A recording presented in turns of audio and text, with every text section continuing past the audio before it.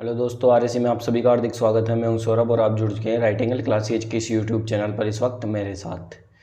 गत परीक्षाओं में जो भी प्रश्न पूछे गए हैं उनके आज हमारे 25वें नंबर की क्लास है। उम्मीद है जो सीरीज चल रही है वो आपको पसंद आ रही होगी। राजस्थान में जितने भी एग्जाम हैं जिनमें जो भी क्वेश्चन पूछे गए हैं जीके से, उनका अपन डिटेल से अध्ययन कर रहे हैं। अगर आप चैनल पर नए हैं तो चैनल को सब्सक्राइब कर सकते हैं। वीडियो अच्छी लगे तो वीडियो को लाइक ज़रूर कीजिएगा। तो आज की अपनी क्लास को अब अपन शुरू करते हैं। हमारा पहला क्वेश्चन है, अंग्रेज़ों ने सांबर झील के लिए नमक समझौता कब किया? तो सांबर झील के बारे में आपको पता है कि सांबर झील कहाँ स्थित है। सांबर झील जो है वो जयपुर ज़िले में स्थित है। ठीक है, जयपुर ज़िले में सांबर झील का कुछ भाग है। नागौर के अंदर भी सांबर झील का कुछ भाग पड़ता है। ठीक है, तो सांबर झील के लिए जो नमक समझौता हुआ था वो कब हुआ था? वो हुआ था 1869 के अंदर। ठीक है, ये नमक समझौता हुआ था। और जब 1869 के अंदर ये समझौता हो रहा था, नमक समझौता, उस समय सांबर झील किसके अधीन थी? मतलब सांबर झील पर किन किन का नियंत्रण था? तो जयपुर प्लस जोधपुर यहाँ के जो शासक थे उनका सांबर झील पर उस समय नियंत्रण था। उन्होंने ही इन दोनों, जो जयपुर के राजा थे राम सिंह दित्ते इन्होंने, और जोधपुर के राजा कौन थे 1869 में? तख्त सिंह। तो इन्होंने ही अंग्रेज़ों से संधि की थी सांबर झील में नमक उत्पादन को लेकर 1869 के अंदर। ठीक है, नेक्स्ट अपन बढ़ते हैं। ब्रिटिश काल की 7 प्राचीन बंदूकें जहाँ के राजभवन से चोरी हुई। ये जो 7 बंदूकों की चोरी है ये कब हुई थी? सन 2019 के अंदर। कहाँ पे ये चोरी हुई थी? माउंट आबू में जो राजभवन स्थित है वहाँ से इन बंदूकों की चोरी हुई थी। कुल 9 बंदूकें वहाँ पर पड़ी हुई थी माउंट आबू के राजभवन में, उनमें से 7 की चोरी हो गई थी और 2 वहाँ पे शेष बची थी। ठीक है, तो क्वेश्चन का सही आंसर है माउंट आबू। नेक्स्ट है, सुमेलित कीजिए। जो अपन को इनमें से अनुच्छेद और जो प्रावधान है उनमें सुमेलित करना है। जो अनुच्छेद 215 है वो किससे संबंधित है? अनुच्छेद 215 में क्या बताया गया है कि जो उच्च न्यायालय होगा, किसी जो राज्य होता है उसका जो उच्च न्यायालय होता है वो एक अभिलेख न्यायालय होता है। तो 215 के अंदर है एक अभिलेख न्यायालय होगा, उच्च न्यायालय अभिलेख न्यायालय होता है। ये एकदम सही है, ऑप्शन नंबर ए का 4। अब ऑप्शन नंबर बी में अनुच्छेद 222 के बारे में बताया गया है। तो अनुच्छेद 222 में क्या है कि किसी न्यायाधीश का एक उच्च न्यायालय से दूसरे न्यायालय में अंतरण किया जा सकता है। ठीक है, जो न्यायाधीश होता है वो एक न्यायालय से दूसरे न्यायालय में जा सकता है अनुच्छेद 222 के तहत। ये इसमें सही आंसर है। अनुच्छेद 226 में उच्च न्यायालय की जो रिट जारी करने की जो शक्ति है उसका विवरण किया गया है अनुच्छेद 226 में। अनुच्छेद 227 के बारे में क्या बताया गया है? अनुच्छेद 227 में बताया गया है सभी न्यायालयों के अधीक्षण की शक्ति। ठीक है, तो इस क्वेश्चन का अपन सही आंसर देखें तो ए में है 4 यहाँ पे है, बी में 1 ये भी सही है, सी में 3 एकदम सही। तो ये कूट 1 है, ये हमारे क्वेश्चन का सही आंसर बनता है। नेक्स्ट क्वेश्चन है, राजस्थान का कौन सा लोक नृत्य केवल महिलाओं द्वारा किया जाता है? कौन सा नृत्य है इन ऑप्शन में से? चंग नृत्य, गेर नृत्य, ढोल नृत्य या घूमर नृत्य? तो घूमर नृत्य की बात करें तो ये केवल महिलाओं द्वारा किया जाता है। राजस्थान का इसे राज्य नृत्य भी कहा जाता है, राज्य नृत्य। राजस्थान में जो राज्य लोक नृत्य हैं, लोक नृत्यों का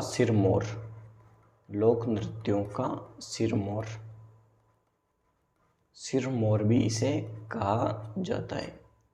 ठीक है, राजस्थान राज्य की जो लोक नृत्य है उनकी आत्मा भी इसे कहा जाता है। तो घूमर नृत्य केवल महिलाओं द्वारा किया जाता है। घूमर नृत्य के 3 पार्ट होते हैं। ठीक है, घूमर नृत्य केवल महिलाओं द्वारा किया जाता है, घूमर, लूर और ये नृत्य हैं। तो ऐसे करके घूमर नृत्य के कुल 3 पार्ट होते हैं। ठीक है, चंग नृत्य शेखावटी क्षेत्र के अंदर किया जाता है, आपको याद रखना है। नेक्स्ट अपन पढ़ते हैं, निम्न में से कौन सी पर्यावरणीय समस्या रेंगती मृत्यु कहलाती है? तो रेंगती मृत्यु कौन सी पर्यावरणीय समस्याओं कहते हैं? जो मृदा का अपरदन होता है, मृदा या तो पानी में बहकर कहीं दूसरी जगह चली जाती है या उड़कर दूसरी जगह चली जाती है। तो इससे क्या है, मृदा में जो उपजाऊ की जो क्षमता है वो कम हो जाती है। तो इसे मृदा अपरदन की समस्या कहा जाता है। तो जो पर्यावरणीय समस्याएं रेंगती मृत्यु कहलाती है वो है मृदा अपरदन। राजस्थान के अंदर ये जो पर्यावरणीय समस्याएं उनमें से एक मुख्य समस्या है मृदा अपरदन। नेक्स्ट क्वेश्चन है, निम्न में से कौन सी पर्यावरणीय समस्या रेंगती मृत्यु कहलाती है? अभी अपन ने पढ़ा मृदा अपरदन। कृषि विभाग राजस्थान के मृदा वर्गीकरण के अनुसार रेवेरिना मृदा पाई जाती है। रेवेरिता या रेवेरिना ये मृदा कहाँ पाई जाती है? तो ये मृदा पाई जाती है गंगानगर के अंदर। जो जिप्सीपेरेस मृदा है वो पाई जाती है बीकानेर में। आगे क्वेश्चन आने वाला है, तो इम्पोर्टेंट क्वेश्चन है ये कि रेवेरिना मृदा पाई जाती है गंगानगर के अंदर। नेक्स्ट है, विशाखा व अन्य बनाम राजस्थान सरकार जो है राजस्थान राज्य व अन्य मुकदमा संबंधित है। विशाखा मुकदमा, विशाखा केस आपको याद आया होगा। विशाखा केस ये किससे संबंधित है? जो कार्यस्थल पर जो महिलाएं होती हैं उनके यौन उत्पीड़न से ये मुकदमा संबंधित है। विशाखा व राजस्थान बनाम राजस्थान सरकार, कार्यस्थल पर महिलाओं की यौन उत्पीड़न की रोकथाम से। इसके लिए जो अधिनियम आया था वो कब आया था? सन 2013 के अंदर। कार्यस्थल पर महिलाओं की यौन उत्पीड़न से रोकथाम का अधिनियम आया था सन 2013 में। और जो विशाखा केस है ये कब का है? 1997 का। ठीक है, विशाखा बनाम राजस्थान सरकार 2013 के अंदर इसका अधिनियम आया था। 1997 का ये केस है। नेक्स्ट है, अधिक अवनालिका अपरदन वाले जिले। अधिक अवनालिका अपरदन किस जिले में होता है? अवनालिका अपरदन मतलब जो चंबल नदी का जो क्षेत्र है राजस्थान में, मुख्यतः जो चंबल नदी के जो प्रवाह क्षेत्र है, चंबल नदी का प्रवाह क्षेत्र उसके अंदर जो अवनालिका अपरदन है, अवनालिका अपरदन वो ज़्यादा पाया जाता है। अवनालिका अपरदन होता है ये क्या होता है? जब नदी बहती है तो उसी के साथ वहाँ की जो मिट्टी होती है वो बहकर चली जाती है, और तो वहाँ पे बड़े बड़े खड्डे होते हैं, उनका निर्माण हो जाता है, उन्हें बीहड़ कहा जाता है। और ये जो समस्याएं इसे अवनालिका अपरदन कहा जाता है। तो चंबल नदी जिन क्षेत्रों में बहती है उनमें अवनालिका अपरदन की समस्या पाई जाती है। तो इनमें से कौन से जिले हैं जिनमें चंबल नदी मुख्यतः बहती है? तो चंबल नदी बहती है सबसे पहले कोटा के अंदर। ठीक है, कोटा से पहले चित्तौड़ में आती है, ऑप्शन में नहीं है। तो कोटा, सवाई माधोपुर के अंदर भी ये नदी आती है, करौली और धौलपुर। तो अवनालिका अपरदन की जो सर्वाधिक समस्या है वो है धौलपुर, करौली, सवाई माधोपुर और कोटा के अंदर। ठीक है, नेक्स्ट क्वेश्चन है, महारानी विक्टोरिया के स्वर्ण जुबली उत्सव में भाग लेने के लिए 1887 में मारवाड़ के प्रतिनिधि के रूप में किसे इंग्लैंड भेजा गया? तो 1887 के अंदर मारवाड़ के जो राजा थे वो कौन थे? वो थे जसवंत सिंह। ठीक है, इन्होंने महारानी विक्टोरिया के जो जुबली उत्सव है उसमें भाग लेने के लिए लंदन भेजा था, यानी इंग्लैंड भेजा था। किसे भेजा था? प्रतिनिधि के रूप में जो प्रताप सिंह है उन्हें इन्होंने लंदन भेजा था। ठीक है, जसवंत सिंह के समय 1887 में महारानी विक्टोरिया के इनके जो शासन है वो 50 वर्ष पूर्ण होने पर ये जो उत्सव हुआ था, जुबली उत्सव, स्वर्ण जुबली उत्सव, उसके अंदर प्रताप सिंह ने भाग लिया था मारवाड़ के प्रतिनिधि के रूप में। नेक्स्ट क्वेश्चन है, गवर्नर जनरल बेंटिंग ने अजमेर में देसी राजाओं का दरबार कब आयोजित किया? जो गवर्नर जनरल थे भारत के, विलियम बेंटिंग, इन्होंने अजमेर के अंदर जो देसी राजा हैं उनका दरबार आयोजित किया था। कब किया था ये? 1832 के अंदर। ठीक है, 1832 में इस दरबार का आयोजन हुआ था और राजस्थान के जो राजा हैं उन्होंने इसमें भाग लिया था। घूमर लोक नृत्य को संरक्षित करने और बढ़ावा देने के लिए कौन सी जगह पर राजस्थान में गणगौर घूमर नृत्य, कौन सी जगह ने किस वर्ष राजस्थान गणगौर घूमर नृत्य अकादमी स्थापित की गई? तो ये जो अकादमी है इसकी स्थापना की गई थी 1986 के अंदर। घूमर नृत्य है उसको संरक्षण देने के लिए।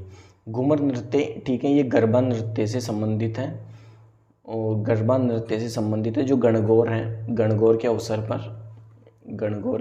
पर मुख्यतः ये नृत्य किया जाता है, गणगौर घूमर नृत्य। ठीक है, तो इस अकादमी की स्थापना कब हुई थी? 1986 के अंदर। नेक्स्ट क्वेश्चन है, मेयो कॉलेज का संस्थापक कौन था? तो आपको पता होगा जो रिचर्ड बोर्क है ये मेयो कॉलेज के संस्थापक थे। मेयो कॉलेज कहाँ पे स्थित है? अजमेर के अंदर। अजमेर में मेयो कॉलेज है, रिचर्ड बॉर्क द्वारा इस कॉलेज की स्थापना की गई थी। तेरहताली नृत्य किस लोक देवता को समर्पित है? तो तेरहताली नृत्य के बारे में मैंने आपको बताया कि जो कामड़ जाति की महिलाएं होती हैं, कामड़ जाति की महिलाएं जो होती हैं उनके द्वारा तेरहताली नृत्य किया जाता है। ठीक है, जो लोक देवता का इनसे संबंध हुआ है रामदेव जी को समर्पित है तेरहताली नृत्य, कामड़ जाति की महिलाओं द्वारा किया जाता है। ठीक है, नेक्स्ट क्वेश्चन है, राजस्थान के लोक नृत्य हैं उसके प्रचलन क्षेत्र के संबंध में निम्नलिखित में से कौन सा युग्म सही नहीं है? तो कौन सा नृत्य कहाँ पर फेमस है? जो गीदड़ नृत्य है वो शेखावटी क्षेत्र का है, सही है, पुरुषों के द्वारा गीदड़ नृत्य किया जाता है शेखावटी क्षेत्र में। चंग नृत्य भी शेखावटी का फेमस है। ढोल नृत्य जालोर का एकदम सही है। डांडिया नृत्य मारवाड़ का है, डांडिया नृत्य। ठीक है, जो बम रसिया नृत्य हैं ये बीकानेर, ये इसमें गलत है। बम रसिया नृत्य कहाँ का फेमस है? ये है भरतपुर का, भरतपुर। बम नृत्य याद आते ही आपको भरतपुर का नाम याद आ जाना चाहिए।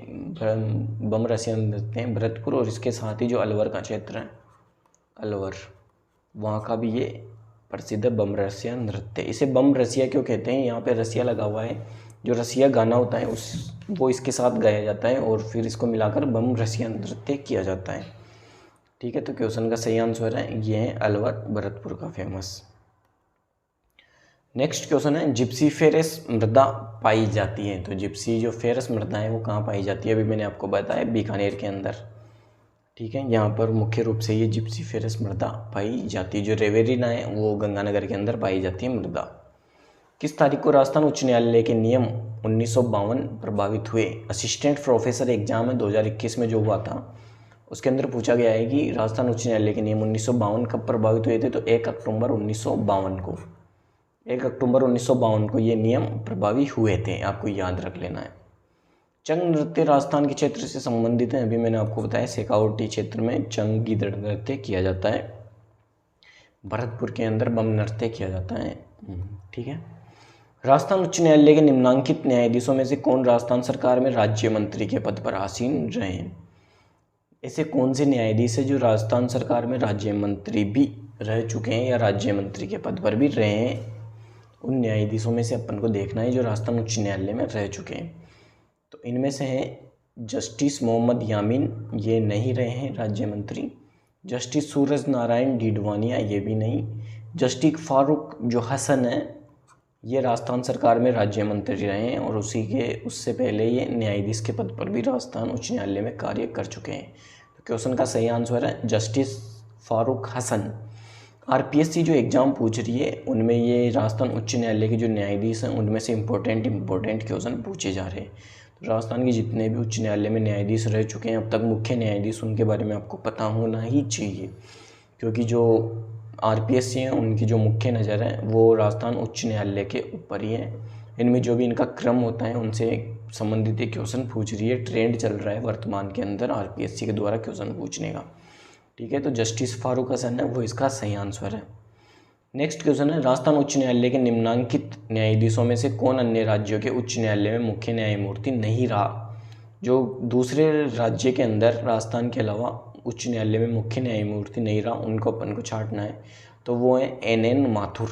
ये केवल राजस्थान के उच्च न्यायालय में मुख्य न्यायाधीश रहे, इसके अलावा कहीं भी मुख्य न्यायमूर्ति नहीं रहे, NN माथुर। ठीक है, नेक्स्ट क्वेश्चन है, मृदा संरक्षण की प्रमुख विधि कौन सी नहीं है? मृदा संरक्षण मतलब मृदा का अपन को बचाव करना है, उसको उपजाऊ और ज़्यादा बनाना है, तो इसके लिए कौन सी विधि सही नहीं है?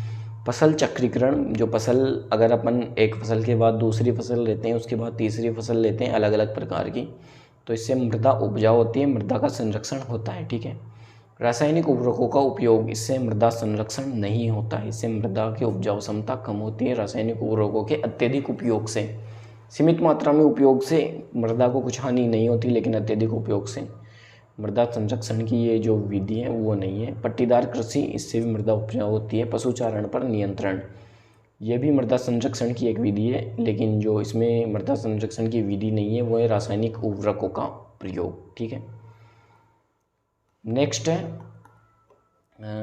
आज की हमारी क्लास में इतने ही क्वेश्चन है। उम्मीद है आपको ये क्लास पसंद आई होगी। ये जो सीरीज चल रही है इससे आप निरंतर जुड़े रहेंगे, उम्मीद करता हूँ, क्योंकि राजस्थान के जितने भी एग्ज़ाम हैं ये जो क्वेश्चन पूछे जा चुके हैं इनमें से एक घुमा फिरा के क्वेश्चन इनमें से ही पूछेगा।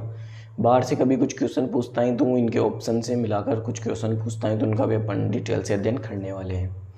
अगर आपने अभी तक चैनल को सब्सक्राइब नहीं किया है तो चैनल को सब्सक्राइब कर दीजिए। वीडियो पसंद आई हो तो वीडियो को लाइक करें, और जो PDF मैंने आपको पढ़ाई है अगर वो आपको चाहिए तो आप हमारे टेलीग्राम चैनल को ज्वाइन कर सकते हैं। आज की क्लास में इतना ही, मिलते हैं नेक्स्ट क्लास में, तब तक के लिए थैंक यू।